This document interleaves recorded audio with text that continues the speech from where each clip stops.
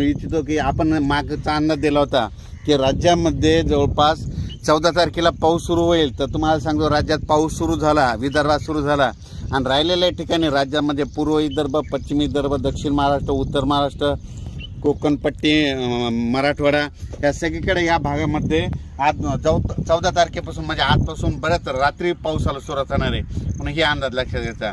परत एक सर्वांना सांगू इच्छितो, कोकणात देखील मुसळधार पाऊस पडणार आहे म्हणून कोकण पट्टीच्या लोकांना देखील काळजी घ्यायची गरज आहे। त्याच्यानंतर सगळ्यात महत्त्वाचं म्हणजे मुंबईला ह्यामध्ये ह्या 4-5 दिवसात म्हणजे 14 ते 18च्या दरम्यान अतिवृष्टी होणार आहे, मुसळधार पाऊस पडणार आहे म्हणून मुंबईच्या सर्व जनतेने काळजी घेण्याचं हे करावं। पुलाच्या फरशीव पाणी आल्यास पुढे जाऊ नका आणि ही सगळ्यांना विनंती आहे। त्याच्यानंतर सर्वांना शेतकऱ्याला सांगू इच्छितो, राज्यामध्ये 14, 15, 16, 17, 18 पर्यंत पूर्व विदर्भ, पश्चिम विदर्भ, दक्षिण महाराष्ट्र, उत्तर महाराष्ट्र, कोकणपट्टी, खानदेश, मराठवाडा सगळ्या भागामध्ये दररोज 2-2 दिवस मुक्काम घेत पाऊस पडणार आहे म्हणून हा अंदाज लक्षात घ्यायचा।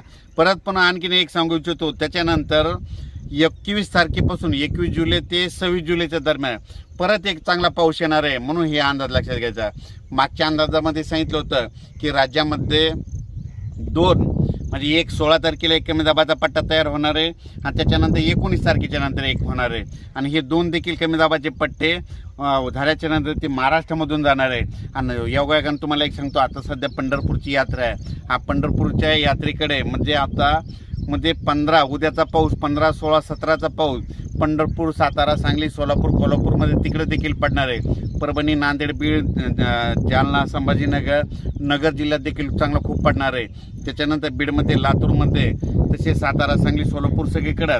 त्याच्यानंतर पूर्व विदर्भ, पश्चिम विदर्भ म्हणजे पूर्व विदर्भाचे 6 जिल्हे, पश्चिम विदर्भाचे 5 जिल्ह्यामध्ये ह्या 11 जिल्ह्यात देखील म्हणजे ह्या 4-5 दिवसाचा पाऊस चांगला पडणार आहे म्हणून हे सर्वांनी लक्षात घ्यायचं। राज्यात एकंदरीत परिस्थिती बघायची झाली तर राज्यामध्ये 14 तारखे म्हणजे आजपासून ते 26 तारखेपर्यंत दररोज वेगवेगळ्या भागात चांगला पाऊस पडणार आहे आणि शेतकऱ्याच्या पिकाला जीवदान भेटणार आहे म्हणून हा अंदाज लक्षात घ्यायचा।